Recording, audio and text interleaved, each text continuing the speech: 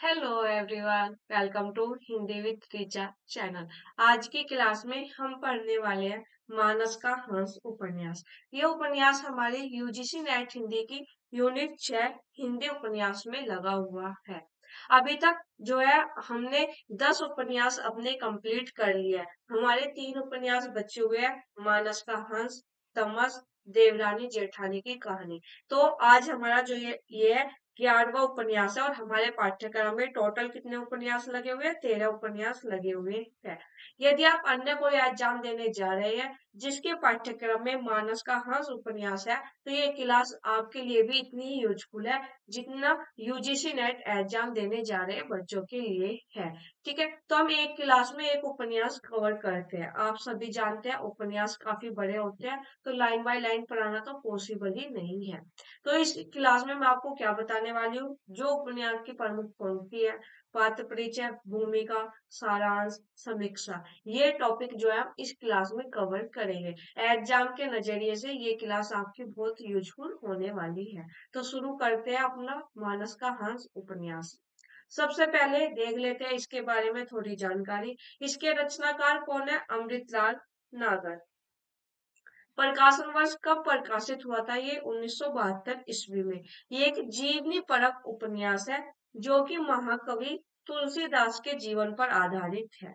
ठीक है, इम्पोर्टेंट है। सबसे इम्पोर्टेंट इसमें यही है जो आपके एग्जाम में भी और काफी एग्जाम में पूछा जा चुका क्वेश्चन है कि मानस का हंस उपन्यास किसके जीवन पर आधारित है। तो जो महाकवि तुलसीदास है, भक्ति काल के जो कवि है तुलसीदास जी, उनके जीवन पर ये आधारित है। ठीक है, याद रखिएगा, इसीलिए ये जीवनी परक उपन्यास है। प्रकाशन वर्ष याद रखिएगा 1972। रचनाकार हमें पता ही होते हैं, इसके रचनाकार है अमृतलाल नागर। ठीक है, तो ये चारों पॉइंट इंपोर्टेंट है, एक जगह नोट कर लीजिएगा, 1972 ईस्वी और तुलसीदास के जीवन पर आधारित।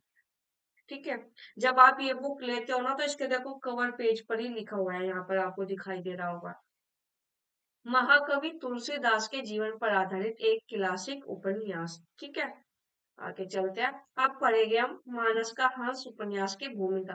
भूमिका बहुत इंपॉर्टेंट है, यहाँ से क्वेश्चन बनते भी है और पहले बने भी है। ठीक है, पढ़ते हैं भूमिका। गत वर्ष अपने चिरंजीवी भतीजों, भूमिका खुद जो है, जो राइटर है अमृतलाल नागर, उन्होंने ही लिखी है। ठीक है, गत वर्ष अपने चिरंजीवी भतीजों स्वरतन के पुत्रों के यज्ञोपवीत संस्कार के अवसर पर बंबई गया था। वहीं एक दिन अपने परम मित्र फिल्म निर्माता निर्देशक महेश कोल के साथ बातें करते हुए सहसा इस उपन्यास को लिखने का संकल्प मेरे मन में जागा। ठीक है, इंपॉर्टेंट पॉइंट है। ठीक है, आगे चलते हैं। महेश जी बड़े मानस प्रेमी और तुलसी भक्त थे। वर्षों पहले एक बार उन्होंने उत्कृष्ट फिल्म सिनेरियो के रूप में रामचरितमानस का बखान करके मुझे चमत्कृत कर दिया था। इसलिए मैंने उनसे मानव चतुर्थी के अवसर पर तुलसीदास जी के जीवन वृत्त पर आधारित फिल्म बनाने का आग्रह किया। महेश जी चौंक कर मुझे देखने लगे, कहा, पंडित जी, क्या तुम चाहते हो कि मैं भी चमत्कारबाजी की चूहा दौड़ में शामिल हो जाऊं? गोसाई जी की प्रामाणिक जीवन कथा कहाँ है? यह सच है, गोसाई जी की सही जीवन कथा नहीं मिलती। क्योंकि जो तुलसीदास जी है, कह रहे हैं कि उनकी प्रामाणिक जीवन कथा है ही कहाँ, उनकी जो है कहीं भी जो है सही जीवन कथा नहीं मिलती।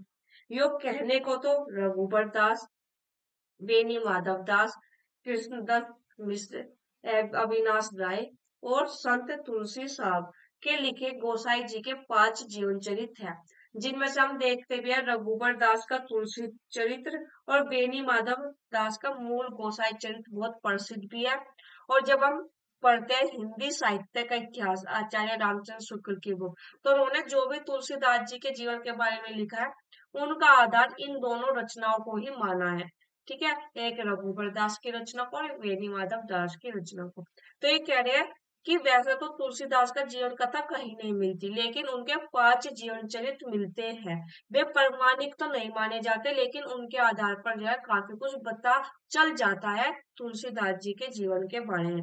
किन किन के थे वे, याद रखिएगा, रघुबर दास, वेणी माधव दास, कृष्णदत्त मिश्र, अविनाश राय, संत तुलसी साहब। एक जगह नोट कर लीजिएगा पांचों का नाम। ठीक है। किंतु विद्वानों के मत अनुसार वे प्रामाणिक नहीं माने जा सकते। जो इन पांचों ने ग्रंथ लिखे हैं तुलसीदास जी के जीवन पर, कहते हैं कि वे विद्वानों के अनुसार प्रामाणिक नहीं माने जा सकते। रघुवर दास अपने आप को गोस्वामी जी का शिष्य बतलाते हैं, लेकिन उनके द्वारा प्रणीत तुलसी चरित्र किसकी रचना है? रघुवर दास की बातें स्वयं गोस्वामी जी की आत्मकथा परक कविताओं से मेल नहीं खाती। संत बेनी माधव दास लिखित मूल गोसाई चरित्र, ठीक है। देखो, पांच लोगों ने जो है जीवन चरित्र लिखा है तुलसीदास के जीवन पर, जिनमें से दो की रचनाओं का नाम भी यहाँ पर दिया गया है, रघुवर दास की तुलसी चरित्र, बेनी माधव दास की मूल गोसाई चरित्र। तो इनको एक जगह नोट जरूर कर लीजिए।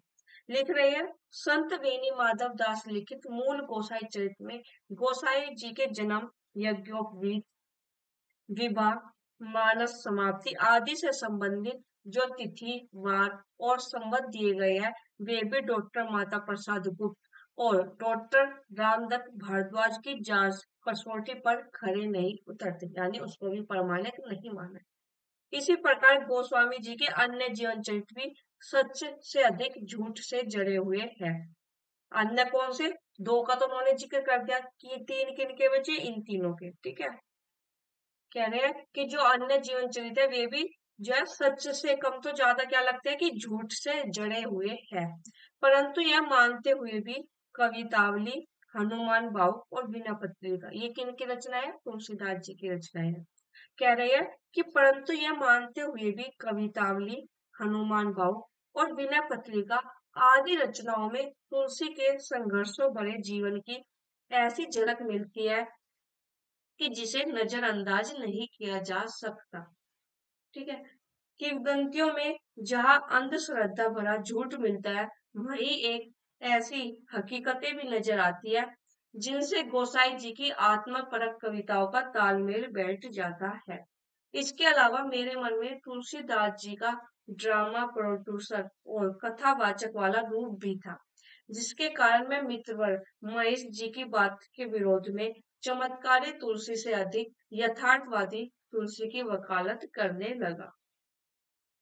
लगभग 5-6 वर्ष पहले एक दिन बनारस में मित्र मंडली में गोसाई जी द्वारा आरंभ की गई रामलीला से संबंधित बातें सुनते सुनते एकाएक मेरे मन में यह प्रश्न उठा कि तुलसी बाबा ने किसी एक स्थान को अपने रामलीला के लिए न चुनकर पूरे नगर में उसका जाल क्यों फैलाया? कहीं लंका, कहीं राजगद्दी, कहीं, ये यहाँ पर मिसप्रिंट है, यहाँ पे अलग अलग मोहल्लों में अलग अलग लीलाएं कराने के पीछे उनका खास उद्देश्य क्या रहा होगा। शौकिया तौर से रंगमंच के प्रति कभी मुझे भी सक्रिय लगाव रहा है।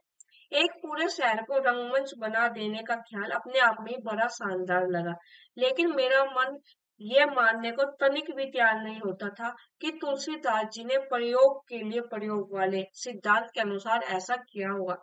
कह रहे हैं कि उन्होंने कोई एक रंगमंच ना सुनकर पूरे शहर को ही जो है रंगमंच बना देगा, कहीं पर लंका का, कहीं पर राजगद्दी। तो कह रहे हैं मेरा मन ये मानने को तैयार नहीं था कि इन्होंने प्रयोग के लिए किया है, ठीक है।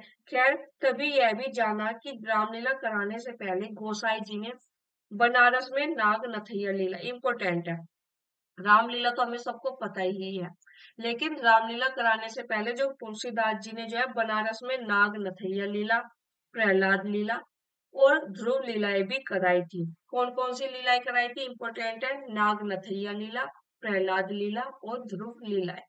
इनमें ध्रुव लीला को छोड़कर बाकी लीलाएं आज तक बराबर होती है, यानी कि नाग नथैया लीला और प्रहलाद लीला आज तक जो है होती आ रही है। ये तीनों लीलाएं किशोरों और नवयुवकों से संबंधित है। इम्पोर्टेंट, ये तीनों जो लीलाएं है, नागनथैया लीला, प्रहलाद लीला और ध्रुव लीला, किससे संबंधित है? किशोरों और नवयुवकों से संबंधित है। यह बात भी उसी समय ध्यान में आई थी। अपने प्रिय बंधु अशोक जी को, जो इन दिनों लखनऊ से प्रकाशित होने वाले दैनिक समाचार पत्र स्वतंत्र भारत के संपादक है, से एक बार प्रसंगवश यह जानकारी मिली कि बनारस की रामलीला में केवट, हई, ठठेरे, ब्राह्मण, क्षत्रिय आदि सभी जातियों के लोग अभिनय करते हैं। काशी में अनेक हनुमान मंदिरों के अलावा जन श्रुतियों के अनुसार कसरत कुश्ती के अखाड़ों में भी बाबा की प्रेरणा से ही हनुमान जी की मूर्तियां प्रतिष्ठापित करने का चलन चला। मुझे लगा कि तुलसी के राम आचार्य रामचंद्र शुक्ल के सुझाए शब्द के अनुसार निश्चय ही लोक धर्मी थे। सिया राम मैं जग की सेवा करने के लिए गोस्वामी तुलसीदास संगठन करता भी हो सकते थे। ठीक है, यहाँ पर अब जो इम्पोर्टेंट है वो देखते हैं। इस उपन्यास को लिखने से पहले मैंने कवितावली और विनय पत्रिका, क्या बता रहे हैं कि इस रचना को लिखने से पहले मैंने जो है कवितावली और विनय पत्रिका को खास तौर से पढ़ा। इम्पोर्टेंट है। अमृतलाल नागर ने मानस का अंश लिखने से पहले किन दो रचनाओं को बिल्कुल खास तौर पर पढ़ा था? तुलसीदास की किन दो रचनाओं को? तो याद रखिएगा, कवितावली और विनय पत्रिका को खास तौर से पढ़ा। विनय पत्रिका में तुलसी के अंतर संघर्ष के ऐसे अनमोल क्षण सजोए हुए हैं। इसके अनुसार ही तुलसी के मनोव्यक्तित्व का ढांचा खड़ा करना मुझे श्रेयस्कर लगा।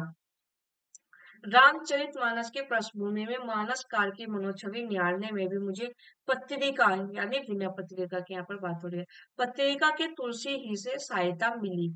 कवितावली और हनुमान बाग में खास तौर से और दोहावली तथा गीतावली में कहीं कहीं तुलसी की जीवन झांकी मिलती है।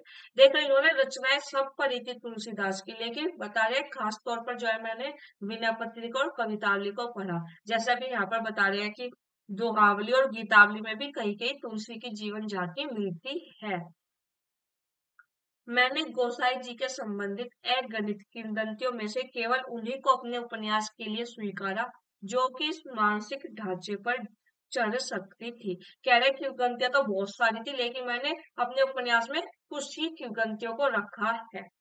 तुलसी के जन्म स्थान तथा सुकर खेत बनाम सोरो विवाद में दखल अंदाजी करने की जरूरत न करने की नियत न रखते हुए भी किस्सागों की हैसियत से मुझे इन बातों के संबंध में अपने मन का उठ किसी करवट बैठाना ही था। देखो, आप जानते होंगे तुलसीदास के जन्म स्थान के बारे में बहुत विवाद चलता है। ठीक है, ये बात आप लोग सभी जानते होंगे, तो यहाँ पर उसी का इन्होंने जिक्र किया है। चूंकि डॉक्टर माता प्रसाद गुप्त और डॉक्टर हुदाबानु सिंह ने तर्कों से प्रभावित हुआ, इसलिए मैंने राजापुर को ही जन्म स्थान के रूप में चित्रित किया। इम्पोर्टेंट पॉइंट है, अमृतलाल नागर ने तुलसीदास का जन्म स्थान क्या माना है? राजापुर माना है। ठीक है, इस पर भी क्योंकि काफी विवाद चलता है, तो ये आपको इम्पोर्टेंट पॉइंट है, याद रखना है। और भूमिका से क्वेश्चन आते हैं, इसीलिए मैं आपको इतनी डिटेल में ये पढ़ा रही हूँ। आगे चलेंगे। उपन्यास में एक जगह मैंने नवयुवक तुलसी और काशी की एक वेश्या का असफल प्रेम चित्रित किया। इंपोर्टेंट पॉइंट है। ठीक है, आगे चलते हैं। अब यहाँ पर ये बता रहे हैं कि मैंने उपन्यास लिखना कब प्रारंभ किया, कौन कौन से ग्रंथ की सहायता ली। यह उपन्यास 4 जून सन 1971 ईस्वी को तुलसी स्मारक भवन अयोध्या में लिखना आरंभ करके 23 मार्च 1972 रामनवमी के दिन लखनऊ में पूरा किया। इंपोर्टेंट पॉइंट है कि अमृतलाल नागर जी ने मानस का हम उपन्यास कब लिखना प्रारंभ किया था? तो 4 जून सन 1971 में। जगह क्या थी? तुलसी स्मारक भवन अयोध्या। और कंप्लीट कब किया? 23 मार्च 1972 को रामनवमी के दिन लखनऊ में पूरा किया।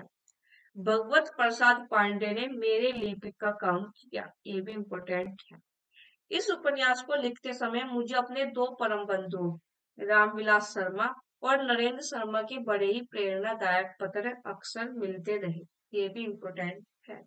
ठीक है, अब यहाँ पर देखेंगे किन किन ग्रंथ ने जो है इस रचना को लिखने में अमृतलाल नागर की सहायता की, किन किन की उन्होंने सहायता ली। सबसे पहले है काशी का इतिहास ग्रंथ की हेल्प ली अकबर, रचना की हेल्प ली तुलसीदास और तुलसी काव्य मीमांसा। किन किन की रचनाएं देख लेते हैं। डॉक्टर मोतीचंद्र लिखित काशी का इतिहास तथा राहुल सांकीर्त्यान लिखित अकबर पुस्तकों ने ऐतिहासिक पृष्ठभूमि संजोने में, किन्होंने? इन दो पुस्तक ने, काशी का इतिहास और अकबर ने क्या क्या? इन दोनों पुस्तकों ने ऐतिहासिक पृष्ठभूमि संजोने में तथा डॉक्टर माता प्रसाद गुप्त की तुलसीदास और डॉक्टर उदय भानु सिंह कृत तुलसी काव्य मीमांसा ने कथानक का ढांचा बनाने में बड़ी सहायता की। इंपॉर्टेंट पॉइंट है, वेरी वेरी इंपॉर्टेंट, और यहाँ से आपके एग्जाम में क्वेश्चन आ भी चुका है। परियाग के मित्रों ने परिमल संस्था में इस उपन्यास के कतिपय अंश सुनाने के लिए मुझे आग्रह बुलाया और सुनकर कुछ उपयोगी सुझाव दिए। मैं इन सबके प्रति कृतज्ञ हूँ। आगे चलते हैं। फिर यहाँ पर अंत में मित्रवर रुद्र कशिके का सादर से प्रेम स्मरण करता हूँ। वे बेचारे राम बोला बोले अधूरा छोड़कर ही चले गए। रुद्र जी काशी के चलते फिरते विश्व कोश थे। कौन? रुद्र जी के बारे में कह रहे हैं। कौन थे? काशी के चलते फिरते विश्व कोश। डॉक्टर रांगे राघव भी रत्ना की बात लिखकर तुलसी के प्रति अपनी निष्ठा व्यक्त कर गए हैं। रत्ना की बात उपन्यास है रांगे राघव का। किसके जीवन पर आधारित है? तुलसीदास के जीवन पर आधारित है। ठीक है, तो उसका भी भूमिका में जिक्र किया गया है रत्ना की बात उपन्यास का। ठीक है, तो ये भूमिका थी। जितने इंपॉर्टेंट पॉइंट है मैंने आपको यहाँ पर बता दिया, सब मार्क किया हुआ है। किसने? खुद अमृतलाल नागर जी ने जो है भूमिका लिखी है, बहुत इंपॉर्टेंट है। यहाँ से बहुत सारी हमें उपन्यास के बारे में जानकारी भी मिल रही है और एग्जाम के नजरिए से काफी क्वेश्चन भी मिल रहे हैं। तो दोनों चीजों को ध्यान रखिएगा। एक बार चाहे तो खुद से ये भूमिका पढ़ लोगे तो चीजें और अच्छे से क्लियर हो जाएगी। ठीक है, यहाँ पर जो है भूमिका शुरू हुई थी, 3 पेज की भूमिका है। आपको बड़ी भूमिका इसलिए भी लग सकती है क्योंकि मैंने एक पेज को 2 भागों में डिवाइड कर कर रखा है ताकि आपको क्लियर दिखाई दे। ठीक है, इसकी पीडीएफ जो है मैंने टेलीग्राम पर भेज दी है, मानस के अंश उपन्यास की। वहां पर जाकर आप इसकी भूमिका कंप्लीट पढ़ सकते हो या आप यहाँ से भी पढ़ लीजिएगा, स्क्रीनशॉट ले लीजिएगा। जितनी महत्वपूर्ण पॉइंट थे वो मैंने सब आपको बता दिए, पूरी भूमिका आपको समझा दी है। आगे चले गए, अब मानस के अंश की विषय वस्तु एक बार देख लेते हैं। भक्ति काल के लगभग सभी महत्वपूर्ण कवियों के जीवन के विषय में प्रामाणिक जानकारियों का अभाव है। ये बात बिल्कुल सही भी है क्योंकि आधुनिक काल में आकर तो फिर भी बहुत सारी प्रामाणिक जानकारी मिल जाती है लेखकों के बारे में, लेकिन आदिकाल भक्ति काल ये ऐसा समय था कि उसमें जो हमारे कवि थे उनके जीवन के बारे में प्रामाणिक जानकारी का हमेशा अभाव ही रहा है। वो ये यहाँ पर बता रहे हैं। ऐसे में इस उपन्यास के लेखक ने उपलब्ध जानकारियों और कदाचित अपनी कल्पना का मिश्रण कर तुलसी के जीवन का चित्रण किया है। लेखक ने राम बोला से तुलसी तक की यात्रा को जिस तरह प्रस्तुत किया है उससे तत्कालीन समाज एवं संस्कृति तथा उनके बीच एक महाकवि का जीवन तमाम द्वंद्वों एवं अंतर विरोधों के बीच उभरकर सामने आता है। उपन्यासकार ने तुलसी की महत्वपूर्ण रचनाओं की रचना प्रक्रिया को भी इस उपन्यास के माध्यम से समझने का प्रयास किया है। ठीक है, ये हुई एक छोटे से शब्दों में मानस के अंश उपन्यास की विषय वस्तु। आगे चलेंगे अब हम यहाँ पर देखेंगे मानस के हंस उपन्यास के पात्र। ठीक है, इंपॉर्टेंट पात्र है और पात्र हमेशा ही इंपॉर्टेंट होते हैं एग्जाम के नजरिए से, और यूजीसी नेट में तो पात्र तो पूछे ही जाते हैं। ठीक है, जितनी भी आपके में रचनाएं लगी हुई है हिंदी उपन्यासों, वहां से भी 2 क्वेश्चन आप पात्रों से मानकर चलिए आएंगे, नाटक से भी आएंगे, कहानी से भी आएंगे। तो ये मानिए कम से कम 6 क्वेश्चन आपके पात्रों से आने ही है। ठीक है, देखते हैं अब मुख्य पात्र। तुलसीदास केंद्रीय पात्र है, बचपन का नाम क्या है? राम बोला। पार्वती तुलसी का लालन पालन करने वाली महिमा। नरहरि बाबा तुलसी के गुरु व अभिभावक। मोहिनी एक वृद्ध कोतवाल की बेटी जिस पर तुलसी आसक्त थे। रत्नावली पंडित दीनबंधु पाठक की पुत्री, तुलसी की पत्नी। शेष सनातन कौन थे? तुलसी के गुरु। फिर यहाँ पर कुछ तुलसी के मित्र हैं, उनके नाम ध्यान से देख लीजिएगा। टोडर, जयराम साहा, गंगाराम, कैलाश, मेघा भगत। कौन है? तुलसी के मित्र एवं भक्त। ठीक है, ये तो हुए मुख्य पात्र इंपोर्टेंट। ठीक है, ये है अन्य पात्र लेकिन ये भी इंपोर्टेंट है। ठीक है, गंगेश्वर तुलसी के साले। तारापति तुलसी का पुत्र। रामकली तुलसी की सेविका। रामू द्विवेदी वह संत बेनी माधवदास तुलसी के शिष्य। फिर वैदेही वल्लभ, रविदत्त, बटेश्वर दत्त तुलसी से ईर्ष्या करने वाले लोग। और फिर है मैनाकाहारी, इंपोर्टेंट पात्र है मैनाकाहारी। बकरीदी कक्का। ठीक है, ये हुए हमारे पात्रों के नाम। एक जगह इनको नोट कर लीजिएगा, हमेशा कहती हूँ जब भी क्लास देखो तो नोट्स जरूर बना लो। ठीक है, एग्जाम से पहले आप अपने नोट्स ही रिवाइज करोगे। तो ये बात हुई पात्र परिचय की। आगे चले गए, यहाँ पर रामचंद्र तिवारी की बुक में ज्यादा जानकारी नहीं है, बस एक जानकारी है कि इनका जो मानस का अंश उपन्यास है वो तुलसी के जीवन पर आधारित है। और यहीं पर एक चीज और देख लीजिए, अमृतलाल नागर ने दो उपन्यास जीवनी परक लिखे हैं। एक तो मानस का हंस, ये हमें पता है क्योंकि हमारे पाठ्यक्रम में लगा। दूसरा है खंजर नयन, ये किसके जीवन पर आधारित है? सूरदास के जीवन पर आधारित है। ठीक है, तो ये दोनों उपन्यास चाहे तो एक जगह नोट कर लीजिएगा, अगर याद रहते हैं तो अच्छी बात है, वैसे ये चीजें तो याद रह ही जाएगी आपके। अब हम आगे चलेंगे और यहाँ पर हम देखेंगे महत्वपूर्ण पंक्तियां मानस के हंस उपन्यास की, जो कि सबसे इम्पोर्टेंट है महत्वपूर्ण पंक्तियां। देखते हैं। बादल ऐसे गरज रहे हैं मानो सर्वग्रासनी का सुधा किसी संत के अंतर आलोक को निगलकर दंभ भरी डकारे ले रही हो, बौछारें पछतावे के तारों से सनसना रही है। बीच बीच में बिजली भी वैसे ही चमक उठती है जैसे कामी के मन में क्षण भर के लिए भक्ति चमक उठती है। ठीक है, किसकी पंक्ति है? मानस का हंस उपन्यास की है। परम संत महाकवि गोस्वामी तुलसीदास 59 वर्षों के बाद, 59 यानी कि 59 वर्षों के बाद अपने घर की देहरी पर चढ़ रहे थे। उनका सौम्य शांत तेजस्वी मुख इस समय अपने औसत से कुछ अधिक गंभीर था। उनके पीछे भीड़ भी भीतर आने लगी। चेहरे पर भीनी मुस्कान के साथ उनका कमंडलू वाला हाथ ऊपर उठा। अंगूठे और तर्जनी के घेरे में कमंडलू अटका था और 3 उंगलियां ठहरने का आदेश देते हुए खड़ी थी। रामू द्विवेदी ने बड़े ही सुरीले और मधुर ढंग से गाना आरंभ किया। इम्पोर्टेंट है। ऐसो को उदार जग माही, बिना सेवा जो दरवई, दीन पे राम सरिस को नाई। वेरी इंपॉर्टेंट है गीत। किसने, किसका है ये? रामू द्विवेदी का है। और किस उपन्यास में है? मानस का हंस। तीनों चीज याद रखिएगा, इंपॉर्टेंट है, पहली बता रही हूँ, नोट कर लीजिएगा। आगे, राम शब्द का राम मात्र सुनते ही उनका मुखमंडल खिल उठा। धीरे धीरे ताली बजाते हुए उन्होंने आंखें मूंद ली। ध्यान पट की श्यामता मन की तेजी से सिमटकर बीच में आने लगी। ध्यान पट अरुणित हो गया, जैसे किसी रंगमंच की काली जवनिका उठा दी गई हो। हाँ, जब पाला है तो जो चाहे समझो। बाकी ब्राह्मण पंडित का पूत है, ये अलग पंक्ति है। और किसकी है? पार्वती की पंक्ति है, कुलवधु से कह रही है। बाकी ब्राह्मण पंडित का पूत है, इसके जन्मते ही इसकी महतारी मर गई। बाप बड़े ज्योतिषी रहे तो पतरा विचार के बोल कि इसे घर से निकालो, यहाँ रहेगा तो सबका जीव लेगा। हमारे पतो उनके हियर टैल करती रही तो वह हमें दे गई। हम कहा कि हमें मरे जिए की चिंता नहीं, अभागी वैसे ही है, पाल लेंगे। बुढ़ापा काटने का एक बहाना मिल गया। किसकी पंक्ति है ये? पार्वती की पंक्ति है, कुलवधु से कह रही है। किसके बारे में? तुलसीदास जी के यहाँ पर बारे में बात हो रही है। आगे चले गए। हम छोटे से रहे तो हमारा सिर बहुत पिराता था, पार्वती अम्मा ऐसे ही दबाती थी। वह अमृत रस आज फिर पाया, राम तुम्हारा भला करे। हमारी पार्वती अम्मा साक्षात पार्वती जी रही, उनकी बड़ी याद आती है। कौन? बाबा भगत से।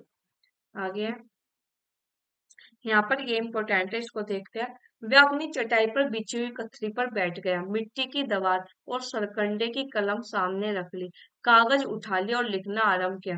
जय हनुमान ज्ञान गुण सागर, जय कपीस तिहु लोक उजागर। मध्य रात्रि तक हनुमान चालीसा पूरी की। तुलसी ने अपने अब तक के जीवन में ये पहला लंबा काव्य रचा था। वह बड़ा ही मगन था। जोश में आकर उसने 2-3 बार अपने 40सा काव्य को पढ़ा, 2-1 जगह संशोधन भी किए, फिर ऐसे सुख से टांगे पसार कर सोया मानो उसने कोई बड़ी भारी दिग्विजय कर ली हो। आगे देखेंगे, इंपॉर्टेंट पंक्ति है। विवेकी तुलसी समझता है वह कोतवाल की चहेती है, उससे आग लगाओगे तो कोड़े बरसेगे कोड़े, दुनिया तब तेरे मुंह पर थूकेगी, तेरी ये सारी धोखाधड़ी लोक उजागर हो जाएगी। इंपॉर्टेंट है। आगे है यहाँ पर ये पंक्ति। कुरुक्षेत्र में उन दिनों बड़ा भीषण अकाल पड़ रहा था। दिल्ली, आगरा, मथुरा आदि सभी जगह प्रजा त्राहि त्राहि कर रही थी। खेती बिन उजड़ा भूखंड, रूखी काया, फीके कस और चेहरों की कंकालवत काया इधर उधर डोलती थी। इन्हें देखकर लोग घेरते, बाबा भूखे हैं बाबा, रोटी रोटी। वाल्मीकि रामायण कथा का श्री गणेश हुआ। तुलसीदास जी का कथा कहने का ढंग ही निराला था। वे पंडित समाज को अपनी विद्या और जन साधारण को अपने भक्ति रस के चमत्कार से एक सा बांधते थे। बीच बीच में अपनी रची हुई भाषा की कविताएं भी पढ़ने लगते तो सभा में समासा बंध जाता था। भाषा में चमत्कार, कंठ मधुर और सुरीला तथा इन सब के ऊपर सोने में सुहागे जैसा उनका सुंदर रूप और बलिष्ठ काया भी देखने वालों पर अपना प्रभाव छोड़े बिना नहीं रहती थी। इम्पोर्टेंट ये है। यो भी तुलसीदास आज कुछ अधिक उमंग में थे। अपनी भावुकता में वे ये मानते थे कि पाठक जी को सुनाकर वे मानो अपने पिता को ही रामायण सुना रहे हो। वे अपनी कथावाचन कला का सारा निखार मानो आज ही दर्शा देना चाहते थे। ऐसे तन्मय होकर उन्होंने कथाबाजी की निर्धारित पाठ पूरा होने पर अपनी वाणी के मौन से वे स्वयं ही सन्नाटे में आ गए। इम्पोर्टेंट है। पूछा जा सकता है किस उपन्यास की है, वैसे आप पहचान लोगे। क्या कहते हैं कि इनकी है मानस का हंस उपन्यास की है और तुलसीदास जी के यहाँ पे बारे में बात हो रही है जब वे कथावाचन करते थे। ठीक है, आ गया। मेरा अहंकार ही मुझे निर्बुद्ध बनाता था। बचपन में मैंने अपने बप्पा के क्रोध, प्यार और रीझ भरे क्षणों में अनेक अवसरों पर सुना कि यदि मैं लड़का होती तो इस घर की गद्दी कभी सुनी न होती। उनकी इस बात ने मेरे मन में लड़कों के लिए, विशेष रूप से उस लड़के के लिए जो मेरा पति बनकर इस घर से मुझे निकाल कर ले जाएगा, एक अनोखी चिर भर दी थी। तुम्हें पाकर मैं रीझी अवश्य, पर जब किसी प्रसंगवश वह चुभन चूक जाती थी तो मैं सहसा निर्बुद्ध हो उठती थी। कौन कह रही है? रत्नावली कह रही है, बाबा तुलसीदास से कह रही है। आगे, बाबा की चमत्कारिक निरोगता और उससे भी अधिक उनकी कृपा से उनके प्रबल शत्रु रविदत्त तांत्रिक का मृत्यु के मुख में जाकर भी सकुशल बाहर निकल आने की बात दूसरे ही दिन काशी के बच्चे बच्चे की जुबान पर चमत्कारिक अतिशयोक्तियों के नगीनों से जड़कर फैल चुकी थी। बाबा के दर्शनों के लिए भक्तों का तांता सा लग गया। आ गया यहाँ पर। राम की सास का प्रतिदिन आना बेनी माधव के जीवन में एक नए सद्भाव का कारण बना। जिस स्त्री के प्रति उनका मनोविकार जागा था वह एक तो ऊंचे दर्जे की चरित्रवान थी, दूसरे उन्हें बाबा की पैनी अंतर्दृष्टि का भय भी सताता था। भय से राम प्रीति जागी, स्त्री मोह दबने लगा। गुरुजी अपने समधिन का इतना मान करते थे कि बेनी माधव के मन में भी उनके प्रति आदर भाव जो है बढ़ने लगा था। ठीक है, इसमें जो इम्पोर्टेंट है ये वाली पंक्ति ज्यादा इम्पोर्टेंट है। आगे चलेंगे, महत्वपूर्ण पंक्तियां देखेंगे। इसमें जो इम्पोर्टेंट है वो देख लेते हैं। ये वाली पंक्तियां ज्यादा इम्पोर्टेंट है, इनको देखते हैं। जयराम साहू और कैलाश दोनों ही तन्मय होकर तुलसीदास जी की बातें सुन रहे थे। उनके स्वर के उतार चढ़ाव, उनकी शांत गंभीर उत्तेजना के भाव को देख रहे थे। बात समाप्त होने पर कैलाश तुलसी के पैर छूने के लिए आगे बढ़े। हे ये क्या करते हो जी? के उत्तर में तुलसी के हाथों से अपना हाथ छुड़ाकर पैर छूने का ठानते हुए श्रद्धा विगलित स्वर में कहा, तुम हमारे मित्र भले हो, पर तुम सचमुच महान आत्मा हो। तुम्हारी कथनी और करनी में भेद नहीं है। इम्पोर्टेंट है।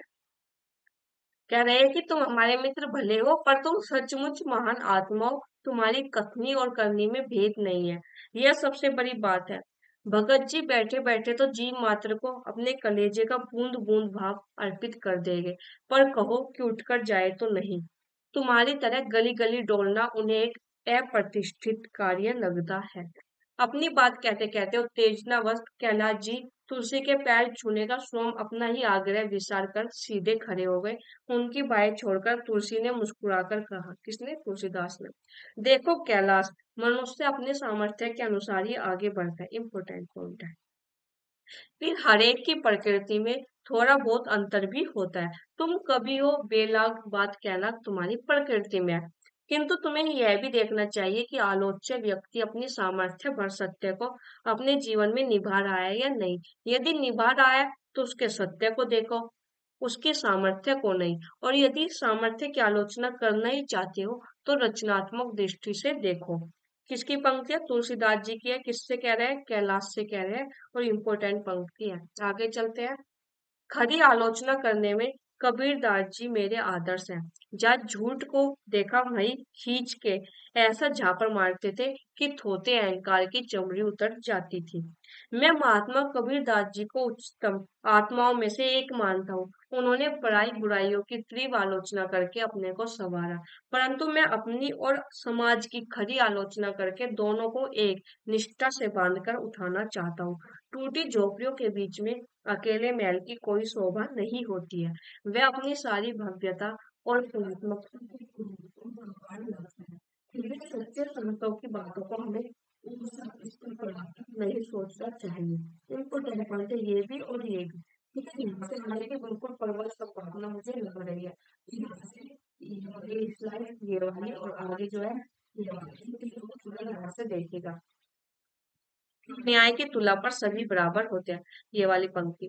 तुम्हें देश काल का भी ध्यान रखना होगा कैलाशनाथ। कबीर दास जी ने जिस समय निर्गुण निराकार की वंदना की थी, उस समय नगर नगर गांव गांव में हमारे मंदिर तोड़े जा रहे थे। लोक समाज की आस्था तोड़ी जा रही थी। कबीर ने राम रूपी आस्था को निर्गुण बखान कर लोक मानस को पौधा बनाए रखा। यह क्या छोटी बात है, मैं कबीरदास जी का बड़ा आदर करता हूँ, लेकिन उनके चेलों के पीछे तो लट लेकर डोलते रहो, कैलाश ने मुस्कुराकर कहा। आगे चले गए यहाँ पर। हाँ, आज के वातावरण में उनके गाल बजाऊ समर्थकों के पाखंड पर मैं अवश्य प्रहार करूंगा। ये लोग टूटे हुए समाज की पीड़ा को नहीं पहचानते। पेड़ से गिरे दम तोड़ते हुए प्राणी को यह क्रूर दो लाते और मारते हैं। तब मेघा भगत पर यदि मैं वही आक्षेप करता हूँ तो तुम चिढ़ते क्यों हो?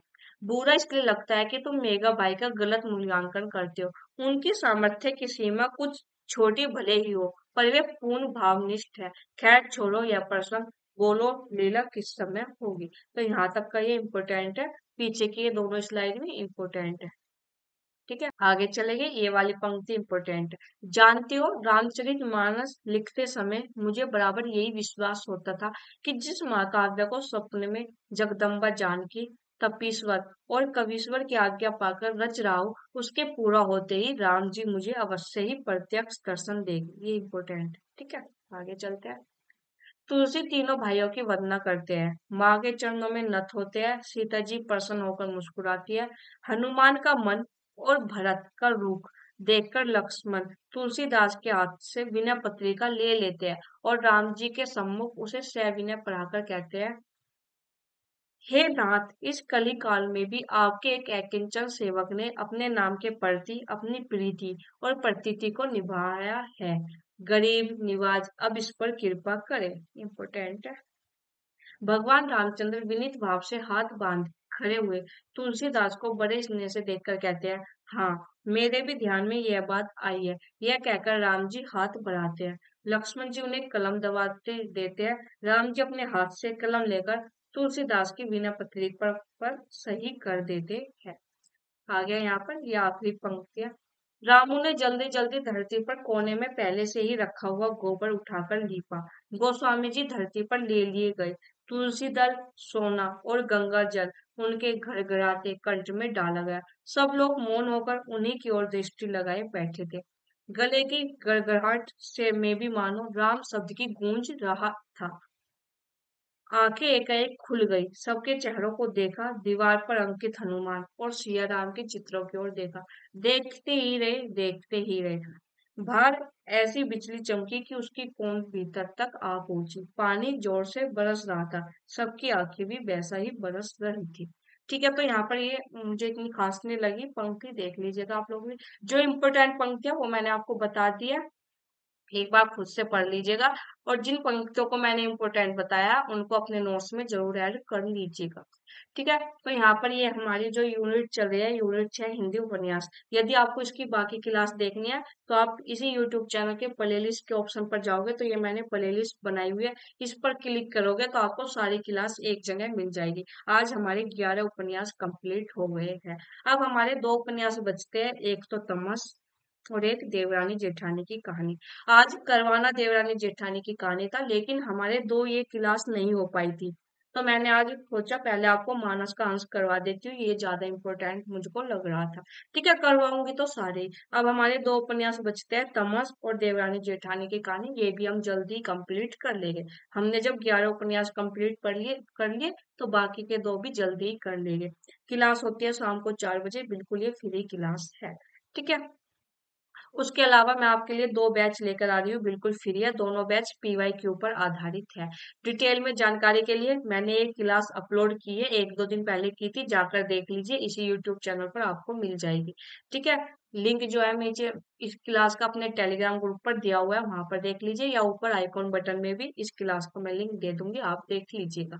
ठीक है, दो बैच शुरू हो रहे हैं। पहला बैच है हमारा जिसमें हम year wise PY Q solve करेंगे। 6 नवंबर से ये बैच शुरू हो रहा है, यानी मंडे से, शाम को 7 बजे लाइव क्लास में। इसमें हम पूरे जो है अपने 100 के 100 क्वेश्चन जो है सोल्व करने वाले, और ईयर वाइज करेंगे, जून 2019 से लेकर जो हमारा जून 2023 वाला एग्जाम है वहां तक हम सभी पीवाईक्यू सोल्व करेंगे। 6 नवंबर से शुरू होकर 19 नवंबर को ये बैच खत्म हो जाएगा। लाइव क्लास है, और हाँ, ये क्लास बाद में भी अवेलेबल रहेगी। मेरे पास मैसेज आ रहे थे कि क्या मैम ये क्लास हमको बाद में नहीं मिलेगी? हमेशा ये इस यूट्यूब चैनल पर हमेशा अवेलेबल रहेगी। ठीक है, लेकिन प्रयास कीजिएगा कि लाइव क्लास में आकर ही हम अपना पेपर पूरा सोल्व कर लें। दूसरा बैच शुरू हो रहा है, वो भी पीवाई के ऊपर आधारित है, वो 28 नवंबर से हो रहा है। उसमें हम यूनिट वाइज जो है अपनी जो है पीवाई क्यू सोल्व करने वाले हैं। हमारे पाठ्यक्रम में 10 यूनिट लगी है, तो 10 की 10 यूनिट के हम पीवाई क्यू सोल्व करेंगे, एक बिल्कुल नए तरीके से करेंगे। आपको बिल्कुल जो है रिवीजन हो जाएगा बहुत अच्छे से 10 की 10 यूनिट का, और एग्जाम से बिल्कुल पहले ये मैंने रखा है ताकि आपका अच्छे से रिवीजन हो जाए। ठीक है, ज्यादा डिटेल में जानकारी के लिए जैसा कि मैंने आपको बताया, इस क्लास को देख लीजिए, इसमें मैंने और ज्यादा डिटेल में आपको समझाया है कि हम क्या पढ़ने वाले हैं। ठीक है, तो इन दोनों बैच में आ जाइएगा, क्लास हमारी शाम को 7 बजे ही होगी। ठीक है, और यहाँ पर मैंने हिंदी उपन्यास से पहले हिंदी निबंध और हिंदी नाटक दो बैच और चलाए थे, ये भी बिल्कुल फ्री थे। इनमें भी मैंने आपको लाइन बाय लाइन हिंदी निबंध पढ़ाए हुए हैं और हिंदी नाटक जो हमारे पाठ्यक्रम में लगे हुए हैं, तो इम्पोर्टेंट है, जाकर देख लीजिएगा। निबंध हमारे पाठ्यक्रम में 11 लगे हुए हैं और नाटक है 14। ठीक है, और उपन्यास है 13। तो 11 के 11 निबंध मैंने आपको लाइन बाय लाइन पढ़ाए हैं, और 14 के 14 नाटक आपको अच्छे से पढ़ाए भी है, और एमसीक्यू भी सोल्व करवाए हैं। तो जाकर देख लीजिएगा, प्लेलिस्ट में जाओगे तो आपको ये प्लेलिस्ट मिल जाएगी, क्लिक करोगे तो सारी जानकारी आपको एक जगह मिल जाएगी। ठीक है, यदि अब भी आपका कोई डाउट है क्लास को लेकर, इसी वीडियो के नीचे कमेंट कर दीजिएगा। पीडीएफ के लिए आप हमारे टेलीग्राम चैनल से जुड़ जाइए। मैंने पूरे उपन्यास की जो है पीडीएफ दी हुई है, तो आप जाकर देख लीजिएगा।